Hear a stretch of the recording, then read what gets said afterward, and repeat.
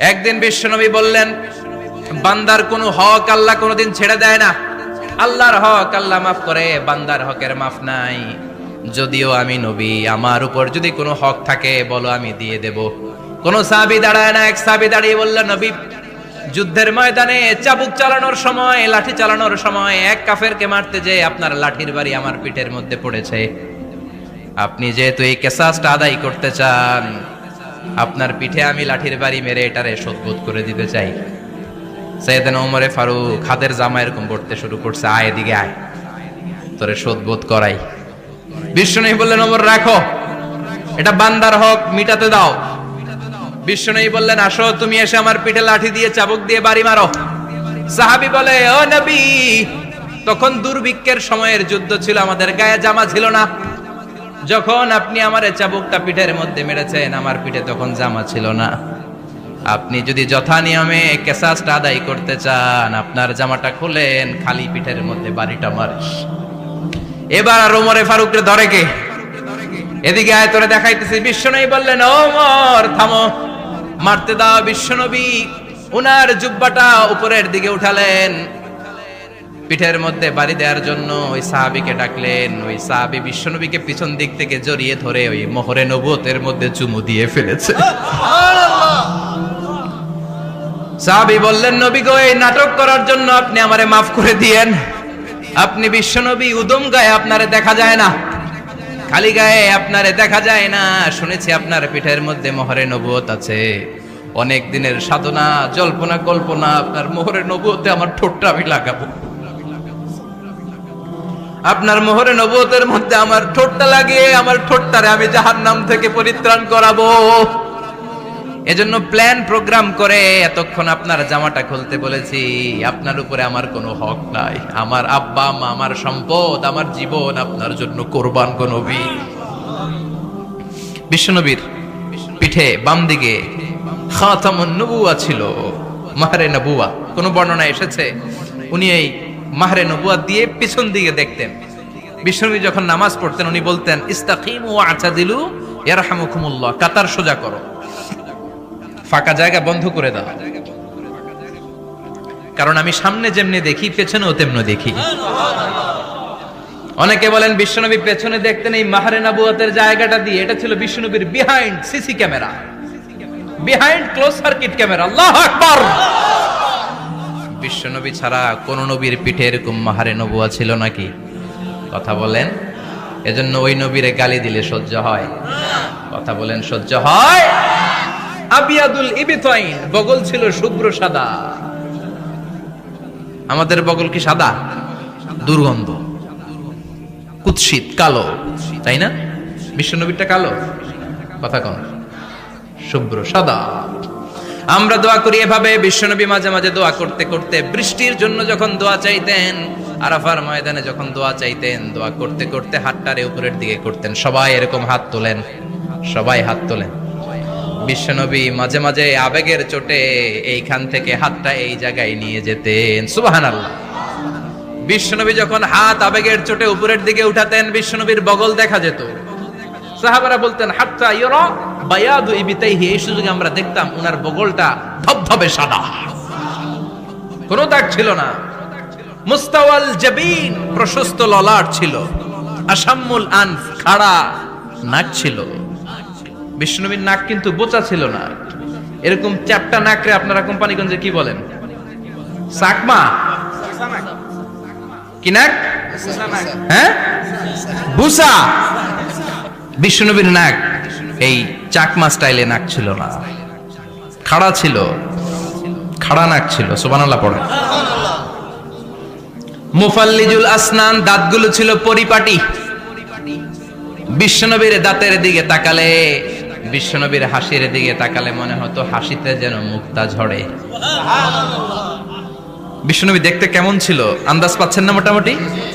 এই চমৎকার দেহটা নিয়ে যখন আয়নার সামনে দাঁড়াতেন, বিশ্বনবী জোস জোস পোজ দিতেন না। এখনকার ছেলেপেলেরা বলে আয়নার সামনে দাঁড়াইয়া দেই জোস জোস পোজ, আছে না নাই? বিশ্বনবী জোস জোস পোজ দিতেন না। বিশ্বনবী আয়নার সামনে দাঁড়িয়ে বলতেন, আল্লাহুম্মা হাসানতা খালকি ফাহসিন খুলুকি ও আল্লাহ, আমার চেহারাটা যেমনি আপনি সুন্দর বানিয়েছেন, আমার হৃদয়টারেও সুন্দর করে দেন। What a attitude, what an attitude! কি অ্যাটিটিউড ছিল ওনার! আমরা আয়নার সামনে সেজে পড়ে দাঁড়ালে চুলকে সাইজ করি, পাং করি, স্টাইল করে, ডিজাইন করি। বিশ্বনবী সুন্দর চেহারাটা নিয়ে যখন আয়নার সামনে দাঁড়াতেন, বলতেন, আল্লাহ, আমার চেহারাটা যেমনি সাদা, হৃদয়টারেও সাদা করে দেন। কিছু মানুষ আছে চেহারা সাদা, হৃদয় কালো, আছে না নাই? কিছু মানুষ আছে চেহারাটা কুচকুচে কালো, অন্তরটা সাদা, এমন মানুষও আছে না নাই? বিশ্বনবীর ভেতরও সাদা, বাহিরও সাদা। সুবহানাল্লাহ। আর এই সুন্দর সাদা দেহ নিয়ে আয়নায় দাঁড়িয়ে পড়তেন, আল্লাহ, চেহারা যেমনি সুন্দর, চরিত্রটাও সুন্দর করে দেয়। এজন্য আয়নার সামনে দাঁড়িয়ে এই দোয়ার দরকার আছে না নাই? পড়তে রাজি আছেন? মনে থাকবে না মাহফিল শেষ ভুলে যাবেন? মনে থাকবে? আয়নার সামনে আপনি যখন দাঁড়াবেন, আপনার স্ত্রী যখন দাঁড়াবে, আপনার বাচ্চারা যখন দাঁড়াবে, বলে দিবেন, বাবা, আয়নার সামনে দাঁড়ানোর দোয়া পড়ো। কত অসাধারণ দোয়া! পড়েন আওয়াজ করে আমার সাথে, আল্লাহুম্মা হাসসানতা খালকি ফাআহসিন খুলুকি, আল্লাহুম্মা হাসসানতা খালকি ফাআহসিন খুলুকি। এর মানে, আল্লাহ, আমার চেহারাটা করেছো সুন্দর, আমার আচরণ, আমার চরিত্রটাও সুন্দর করে দাও। চিৎকার করে পড়েন আমিন। তাহলে বিশ্বনবীর ব্যাপারে তিনটা কথা আমরা শুনবো বলেছিলাম, প্রথমটা শুনে ফেলেছি। মানে উনি দেখতে কেমন ছিল, উনি দেখতে কেমন ছিল, এর মধ্যে আমাদের আমলের কিছু নাই, শুধু বর্ণনা করা আর শোনা আর বিশ্বনবীকে ভালোবাসা, ঠিক কিনা? কারণ উনার না খাড়া, আমার তো খাড়া নাও হইতে পারে। উনি সুন্দর, আমি তো শ্যামলা হইতে পারি, কারণ এটা আল্লাহর দেয়া পরীক্ষা, ঠিক কিনা? দ্বিতীয় পয়েন্ট থেকে আমাদের আমল শুরু। দ্বিতীয় পয়েন্ট ছিল বিশ্বনবীর আচরণগত বৈশিষ্ট্য। আমার নবীর বিহেভিয়ার কেমন ছিল, কন্ডাক্ট সিস্টেম কেমন ছিল, ম্যানার কেমন ছিল, মানুষের সাথে কমিউনিকেশনটা কেমন ছিল, ব্যবহারিক জীবনটা কেমন ছিল, এগুলো আমল করার দরকার আছে না নাই? কষ্ট হচ্ছে? কষ্ট হচ্ছে? মনোযোগ আছে তো? মনোযোগ আছে না গেছে? আমরা এবার শুনবো বিশ্বনবীর আচরণ কেমন ছিল। বিশ্বনবী যখন রাস্তা দিয়ে হাঁটতেন, ইয়ামশি হাউনান, বিনয়ের সাথে হাঁটতেন। ইয়ামশি হাউনান, রহমানের বান্দারাও বিনয়ের সাথে রাস্তা দিয়ে হাঁটে, ঠিক কিনা? ওয়া ইবাদুর রাহমানিল্লাযীনা ইয়ামশুনা আলাল আরদি হাওনান ওয়া ইযা খাতাবাহুমুল জাহিলুনা ক্বালু সালামা।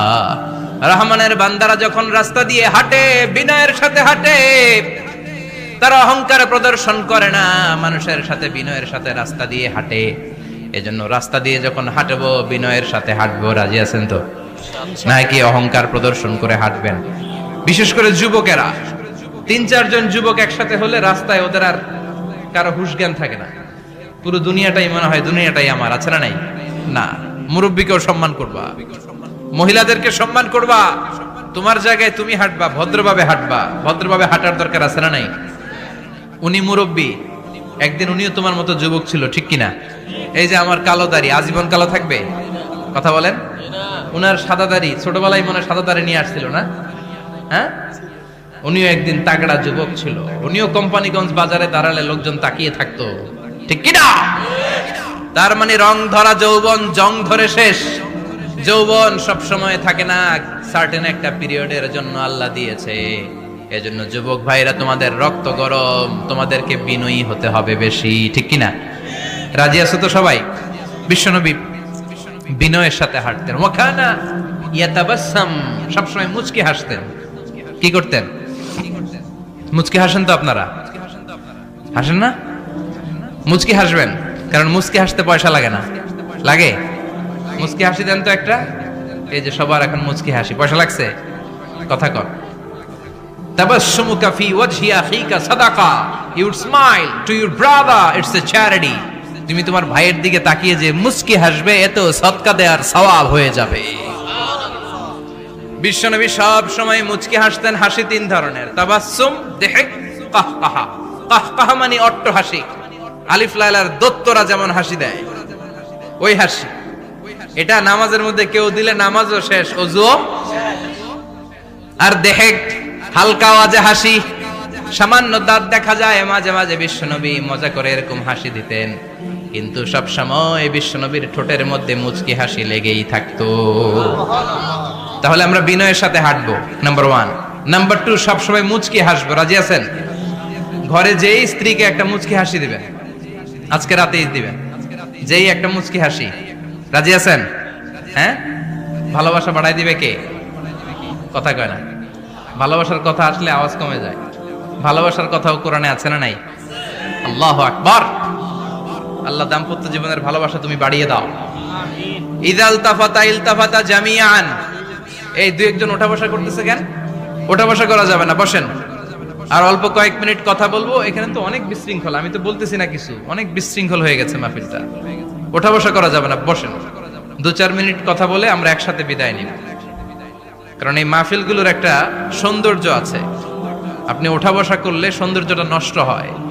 আপনি কি মনে করছেন শুধু এই মিডিয়া কর্মীরাই ভিডিও করে, ফেরেশতাদের ভিডিও নাই?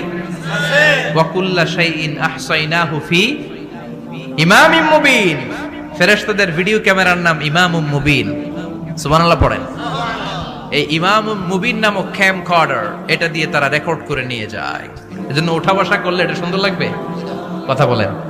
আর উঠবেন কেউ? আর কয়েক মিনিট কথা বলবো, আমরা কেউ উঠবো না ইনশাআল্লাহ। পড়েন।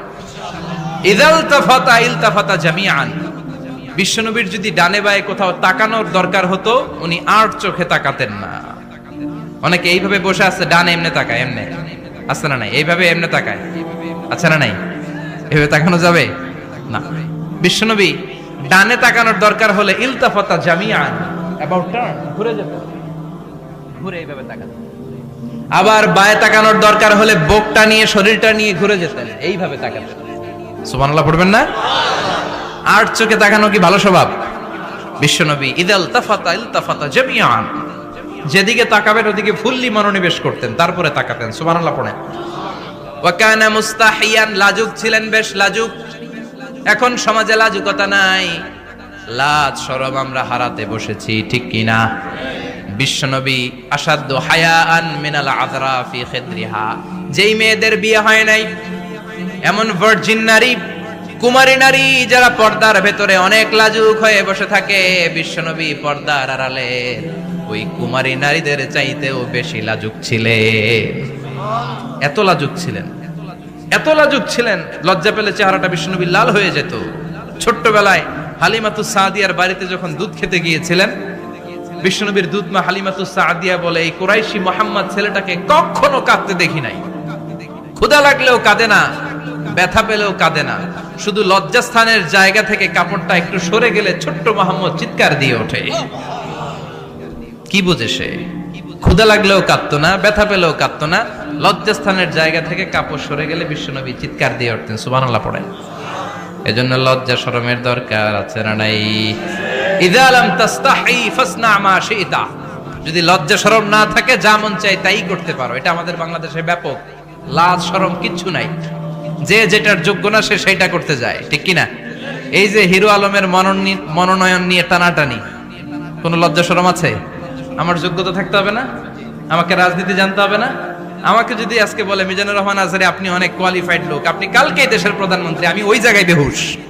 কারণ আমার নাই কোনো রাজনৈতিক জ্ঞান, নাই কোনো ডিপ্লোম্যাটিক জ্ঞান, নাই কোনো কূটনৈতিক জ্ঞান, এই কাজ আমার নয়। এজন্য লাজুকতার বড় দরকার। যেখানে যার বসা দরকার সে সেখানে যাবে। কিয়ামতের আগে যেই লোক যেই চেয়ারে বসার দরকার ওই লোক ওই চেয়ারে বসবে না। এটা হলো কিয়ামতের আলামত। জোরে কোন ঠিক কিনা? সভাপতি হওয়ার যোগ্যতা নাই, সভাপতি হয়, আছে না নাই? সেক্রেটারি হওয়ার যোগ্যতা নাই, সেক্রেটারি হয়, এরকম সমাজে আছে না নাই? নেতা হওয়ার যোগ্যতা নাই, নেতা হয়, আছে না নাই? সবগুলো কিয়ামতের আলামত। আমার বিশ্বনবী এমন লাজুক ছিলেন, বিশ্বনবীর মতো এমন লাজুক নবী আর কেউ ছিল নাকি? কথা বলেন। ওয়া কানা আসহাবুল মাইমানা, বিশ্বনবী ডানপন্থী ছিলেন। কি পন্থী? কি পন্থী? মুষ্টিবদ্ধ ডান হাতটাকে এরকম উপরের দিকে করেন আর চিৎকার করে বলেন, বিশ্বনবী কোন পন্থী ছিল? আমরা কোন পন্থী? জান্নাতে কারা ঢুকবে? কোন বামপন্থীর স্থান জান্নাতের ভেতরে হবে? চিৎকার করে বলেন, কোন নাস্তিক জান্নাতে ঢুকতে পারবে? এজন্য নবীদের মতো ডানপন্থী হতে হবে। জোরে কোন ঠিক কিনা? বিশ্বনবী সব ভালো কাজগুলো ডান দিক দিয়ে করতে পছন্দ করতেন। জামা পরলে ডান দিক দিয়ে, খাবার বিতরণ করলে ডান দিক দিয়ে, মুসাফা করা শুরু করলে ডান দিক দিয়ে, ডান দিক দিয়ে ভালো কাজ বিশ্বনবী পছন্দ করতেন। সুবহানাল্লাহ পড়েন। আসহাবুল মাইমানা, বিশ্বনবী মেহমানদারি করতে পছন্দ করতেন। আমরা করি তো? মেহমানদারি করান? মেহমান ঘরে আসলে ভালো লাগে? খারাপ লাগে কার কার দেখি? সবার ভালো লাগে, কিন্তু আমরা অনেকে খুশি হই না। মেহমান আসলে নাখোশ হই, নিজে খাইতে পাই না। মেহমান আইছে কে? খাওয়ামু কইতে, খাওন নাই, যেন ও খাওন বানাইছে। খাওন পাঠায় কে? রিজিক দেয় কে? গোটা বিশ্বের সবাই মিলে আমরা একটা চাল বানাতে পারবো নাকি? ও মিয়া চাইনিজ চাউল না, চাইনিজ ডিম না, ওগুলা সবাই পারে, ঠিক কিনা? আল্লাহর বানানো ন্যাচারাল চাল, গাছের মধ্যে হওয়া যেই চাল, ধান আল্লাহ তৈরি করেছে, এরকম ধান, এরকম একটা পেয়ারা, এরকম ছোট্ট একটা কমলার টুকরা গোটা বিশ্বের সবাই মিলে বানাতে পারে নাকি? এজন্য রিজিকের মালিক কে? মেহমান আপনার রিজিকে ভাগ বসাতে আসে না, সে তো তার রিজিক নিয়ে আসে, সে আরো এসে আপনার রিজিকে বরকত ঢুকিয়ে দিয়ে যায়। চিল্লা এখন ঠিক কিনা? কারণ আমরা বরকতে বিশ্বাসী। বরকত বিশ্বাস করেন? 5 লাখ টাকা মাসে কামায়, ডাইন হাতে বা হাতে, আছে না নাই? হালাল হারাম ইচ্ছা মতো কামায়, মাস শেষে কিচ্ছু থাকে না, এরকম ডাকাইত আছে না নাই? হসপিটালের একটা বিল পরিশোধ করতে 3 লাখ চলে যায়, ঋণের বোঝায় জর্জরিত, রাতে ঘুম নাই, তার মানে বরকত নাই। আরেকজনের বেতন 20,000, কয় হাজার? বাড়ি ভাড়া 6,000, বাজার খরচ 6,000, ছেলে মেয়ের স্কুলের বেতন 6,000, বেড়ায় দান করে আরো 1,000, আরো থাকে। সুবহানাল্লাহ পড়েন। দিস ইজ কল্ড বারাকা। 20,000 বেতনের ভেতরে বারাকা ছিল, 5 লক্ষ ইনকাম, 1 টাকাও নাই, ঠিক কিনা? এজন্য কোটি টাকার মালিক দেখলে মনে করবেন না অনেক সুখ। এই দুনিয়ার জীবনটা ধোঁকা, মোহাচ্ছন্ন হয়ে আছি আমরা। এটা ধোঁকা, এটা মরিচিকা, এটা চাকচিক্যময় একটা জায়গা। মৃত্যুর পর মনে হবে একটা দুঃস্বপ্ন ঘটেছিল আমার, বিশাল এক জগৎ পড়ে আছে সামনে। দুনিয়াটাই ধোঁকা, দুনিয়াটাই মোহের জায়গা, আমরা সবাই মোহাচ্ছন্ন হয়ে আছি। দুনিয়ার উদাহরণ হলো 3টা লাশ আর 4টা স্বর্ণের টুকরার সমান। 3 জন যুবক কাজের জন্য বেরিয়েছে, পথিমধ্যে 4টা স্বর্ণের টুকরা পেয়েছে। যুবক কয়টা? স্বর্ণ পাইছে কয়টা? মহা খুশি, খুশিতে বাকবাকুম, 4টা স্বর্ণের বড় বড় টুকরা পেয়েছে। আমরা আজীবন খেলে বসে খেয়ে যেতে পারবো, কিচ্ছু লাগবে না আমাদের। 3 বন্ধু বলে ভাগ করি, আরেকজন বলে ক্ষুধা লাগছে, একজন যা বাজার থেকে রুটি কিনে নিয়ে আয়, খাওয়ার পরে ভাগ করবো। একজন রুটি কিনতে গেল, শয়তান 2টারে বুঝায়, ওইটারে মারতে পারলে ভাগ বটোয়ারা সহজ হবে। তোরা 2 জন স্বর্ণ 4টা, তুই নিবি 2টা, ও নিবে 2টা। হিসাব সহজ না? 2 বন্ধু প্ল্যান করছে, ওইটারে মাইরা তুই 2টা, আমি 2টা। যেটা রুটি আনতে গেছে প্ল্যান করেছে, রুটির মধ্যে বিষ মিশায় নেই। কি মিশাবো? বিষ। তাহলে বিষ খাওয়া রুটি খেয়ে ওই 2টা সে সব পাবে, আমি পাবো। ভাগাভাগির কিছু নাই, সব যাবে আমার কাছে। 4টা স্বর্ণের টুকরার মালিক আমি। রুটির মধ্যে বিষ মেখে নিয়ে এসেছে, ওই 2 বন্ধু প্ল্যান অনুযায়ী ওইটারে ধরে মেরে ফেলছে।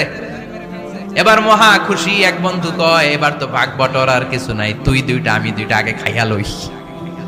আগে খাওয়ার পরে এই 2টাও নাই। 3টা লাশ, 4টা স্বর্ণের টুকরা, এটাই তো দুনিয়ার জীবন, ঠিক কিনা? আসল জীবন কবর থেকে শুরু হবে, কোন ঠিক কিনা? একদিন মাটির ভেতরে হবে ঘরে মন আমার, কেন বাঁধো দালান ঘরে মন আমার, কেন বাঁধো দালান ঘর, ঠিক কিনা? দুনিয়ার জীবন আসল জীবন না, এটা মরিচিকা, এটা ধোঁকা, এটা মোহ, এটা শয়তানের চাকচিক্য। আসল জীবন কবরের জীবন। আসল জীবন সামনে পড়ে আছে, জন্য বরকতে বিশ্বাস করি আমরা, ঠিক কিনা? ল্যান্ড ক্রুজার দাপিয়ে বেড়ায়, বড় বড় টাওয়ারের মালিক, অনেক সম্পদের মালিক। এটা দেখেই মনে করবেন না অনেক সুখে আছে, ঘরে যেয়ে দেখেন কোনো সুখ নাই, ঠিক কিনা? সাধারণত টাকা যার বেশি, দুঃখ তার বেশি, টাকা যার কম, সুখ তার বেশি। সুবহানাল্লাহ পড়েন। আল কানাআতু মিনাল ইসলাম। এজন্য আমার শ্রমিক ভাইয়েরা, আপনাদের এক পা জান্নাতে এমনিই ঢুকে আছে।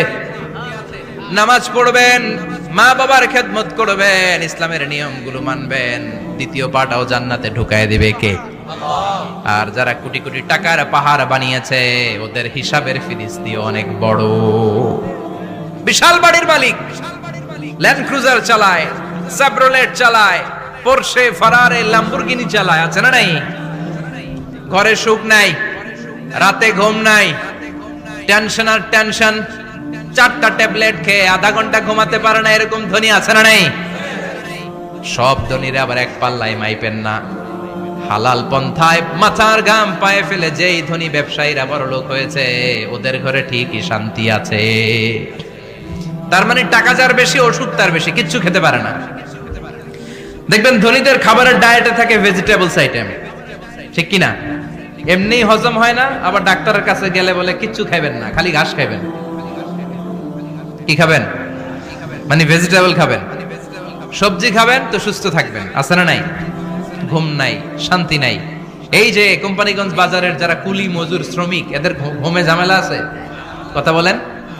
ধনী পয়সাওয়ালা কোটিপতি, সে ঘুমের ট্যাবলেট খায়, ঘুমের জন্য যে ট্যাবলেট লাগে রিকশাওয়ালা ওইটাই জানে না, ঠিক কিনা? 1000 কোটি টাকার মালিক হলে বাড়ি কিনা যায়, গাড়ি কিনা যায়, সুখ কিনা যায় না। কোম্পানিগঞ্জ বাজারে সুখ বিক্রি হয় এমন দোকান আছে নাকি? কথা কন, একটাও নাই। কি করলেন আপনারা? সুখের দোকান দিতে পারলেন না? কি আজীব তামাশা! টাকা দিয়ে সুখ কিনা যায় না, গাড়ি কিনা যায়, বাড়ি কিনা যায়, কিন্তু সুখ নো ওয়ে, কেনা যায় না। টাকা হলে জাজিম কিনা যায়, বালিশ কিনা যায়, ঘুম কিনা যায় না। ঘুম কিনা যায়? ফার্মেসিতে ডাক্তারের কাছে যে যদি বলেন 2000 টাকার ঘুম দেন, দিবে? ডাক্তার কি বলবে? ধুরু মিয়া, আমারই ঘুম আসে না, তোমারে আমি ঘুম বিক্রি করব। আচ্ছা না নাই? শ্রমিক ভাই, রিকশাওয়ালাদের ঘুমের ঝামেলা নাই, যেখানে রাই তো ওইখানেই, যেখানে রাই তো ওইখানেই কাই। ওর মাথা লাগতে দেরি বিছানায়, নাক ডাকতে দেরি হয়, ওর নাকের ডাকের আওয়াজে ট্রাকের ইঞ্জিনও ফেল, ঠিক কিনা? এজন্য আমরা বরকতে বিশ্বাসী। অল্প খাবো, অল্প পড়বো, অল্প জমাবো, অল্পের ভেতর বরকত দিয়েছে কে? এজন্য মেহমান আসলে বিশ্বনবী খুশি হতেন, আমরাও মেহমান আসলে খুশি হব। রাজি আছি না নাই? সবাই রাজি? মেহমানদারি করাবেন তো? এরপরে বিশ্বনবী ইনসাফ করতেন। কি করতেন? ইনসাফ করতেন। বিচার করার সময় বিশ্বনবী ইনসাফ করতেন। গোটা বিশ্বকে ইনসাফ শিখিয়েছেন বিশ্বনবী। আমাদের দেশেও তো ইনসাফ হয় না? হাইকোর্টে, সুপ্রিম কোর্টে, গ্রাম্য সালিশে আছে, আছে। আহকামুল হাকিমিনের দরবারে সবগুলো বিচার আবার বসবে। চিল্লায় বলেন ঠিক কিনা? অমিয়া দুনিয়াতে বিচারপতি বিচারের রায় দেয়, ওই বিচারপতিরও বিচার আছে না নাই? সবচেয়ে বড় বিচারপতির নাম কি? বিশ্বনবী ইনসাফ করে গোটা বিশ্বকে দেখিয়ে গেলেন কেমন করে বিচার করতে হয়। বিশ্বনবীর কাছে কখনো বিচার আসলে বিশ্বনবী দুই পক্ষের কথা শুনে রায় দিতেন। পড়েন সুবহানাল্লাহ। সব সময় দুই পক্ষের কথা শুনে রায়। এখন কি দুই পক্ষকে সমান প্রিভিলেজ দেয়া হয়? কথা বলেন। কারণ কোরআন দিয়ে বিচার হয় না। কোরআন দিয়ে বিচার হোক আমরা চাই কি চাই না? আমার সংসদ ভবনের ভেতরে কোরআনের আইন দিয়ে সংসদ ভবন কায়েম হোক আমরা চাই কি চাই না? সেনাবাহিনীর ভেতরে দরবার হলগুলোতে যখন আলোচনা বসে কোরআন মাঝখানে থাকবে, চিল্লায় বলেন ঠিক কিনা? দেশের সবগুলো ক্যান্টনমেন্টের ভেতরে কোরআন থাকার দরকার আছে না নাই? সবগুলো আদালতের ভেতরে কোরআন থাকার দরকার আছে না নাই? কোরআনের আইন অনুযায়ী আমার দেশের সব নিয়ম কানুন চলবে আমরা চাই কি চাই না? এই কোরআনের আইনের বিরুদ্ধে যদি কোনো আইন পাশ করা হয় আমরা ওই আইনের বিরুদ্ধে চিৎকার করে বলেন ঠিক কিনা? আমরা এই কোরআনের জন্য সব বাজি রাখতে রাজি আছি। আমরা জীবন বাজি রাখতে রাজি আছি। আমরা দেহের তাজা রক্ত বিলিয়ে দিতে রাজি আছি। জোরে বলেন ঠিক কিনা? কোরআনের জন্য কে কে ময়দানে থাকতে রাজি আছেন? হাত উঁচু করে আল্লাহর দেখা।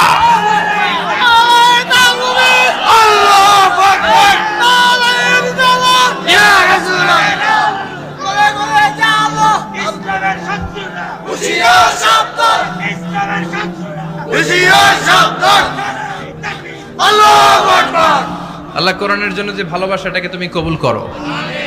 আমরা যেন দেখে যেতে পারি যে এই দেশে কালেমার পতাকা পতপত করে উড়েছে। আমরা যারা ইসলামের পক্ষে, এটাই আমাদের অপরাধ। আমরা ইসলামকে একটা বিজয়ী শক্তি হিসেবে দেখতে চাই। আমরা ইসলামকে পার্লামেন্টের ভেতরে দেখতে চাই। আমরা কালিমার পতাকা পতপত করে উঠছে এটা দেখে যেতে মরতে চাই। চিল্লায় বলেন ঠিক কিনা? বিশ্বনবী ইনসাফ শিখালেন। বিচার আসলে দুই পক্ষের কথা শুনতেন। বিশ্বনবীর স্ত্রী সাওদা এসে বলে, নবী, আমি আপনার কুমারী বউ আয়েশার ঘরে তরকারি নিয়ে গিয়েছিলাম, ঝোল নিয়ে গিয়েছিলাম, কোন বর্ণনায় পায়েস নিয়ে গিয়েছিলাম। তরকারি দেওয়ার পরে আপনার স্ত্রী রেগে বলে, তরকারি দিলা কেন? আমি কি তরকারি রাঁধতে পারি না? আনলা কেন? রাগের চোটে তরকারির ঝোল নিয়ে পায়েস নিয়ে আমার গালের মধ্যে মাখিয়ে দিয়েছে আপনার বউ। আপনি তো শ্রেষ্ঠ বিচারক, ও নবী বিচার করে দেন। দুই বউয়ের মধ্যে ঝগড়া আছে না নাই? বিশ্বনবী সাউদার কথা শুনলেন, মা আয়েশাকে ডেকে পাঠালেন। মা আয়েশারে বললেন, ও আয়েশা, আসলে এমনটা করেছো নাকি? মা আয়েশা বলে, নবী, তখন আমার মেজাজটা বড্ড গরম ছিল, রাগের মাথায় ঝোল নিয়ে আমি সাউদার মুখে লাগিয়ে দিয়েছি। আসলে কাজটা ঠিক হয় নাই, আমারে ক্ষমা করেন। বিশ্বনবী দুইজনের কথা শুনে ঠান্ডা হয়ে বসলেন। সুবহানাল্লাহ। একজনের কথা শুনে রায় দেয় নাই, ঠিক কি না? দুইজনের কথা শুনে বিশ্বনবী বললেন, আমার আদালতের রায় হচ্ছে কিসাস, টিট ফর ট্যাট। যেমন করেছো তেমন, ঘুষি মারলে ঘুষি, গুতা মারলে গুতা, ঠেলা মারলে ঠেলা। আচ্ছা না নাই? সাউদাকে যেমনি তুমি পায়েস মাখিয়ে দিয়েছ, সাউদাও পায়েসের বাটি থেকে কিছু পায়েস নিয়ে আয়েশার গালে মাখো। সুবহানাল্লাহ পড়েন। সাউদাও বিশ্বনবীর রায় অনুযায়ী বাটি থেকে পায়েসের ঝোল নিয়ে মা আয়েশার গালের মধ্যে মেখে দিলেন। মা আয়েশা কি আর করবেন, হেসে দিলেন। সাইয়েদাতুনা সাউদাও হাসলেন, বিশ্বনবীও হাসলেন। আরশের উপর থেকে খুশি হয়ে গেল কে? আল্লাহ। এজন্য কোরআন দিয়ে যদি, কোরআনের নিয়ম দিয়ে যদি, বিশ্বনবীর শেখানো পন্থায় যদি বিচার হয়, ওই বিচারের মধ্যে ইনসাফ থাকবে, জুলুম থাকবে না। ওই বিচারের মধ্যে কোনো স্কাইপি কেলেঙ্কারি হবে না। আমাদের টেলিফোনের ফোনালাপ ফাঁস হয়ে যায়, স্কাইপি ফাঁস হয়ে যায়, অনেক ঝামেলা হয়ে যায়, আছে না নাই? এরপরেও জনগণের চোখ খোলে না। আল্লাহ তুমি চোখ খোলার তৌফিক দাও, সহি সমঝ দান করো, পড়ে না আমিন।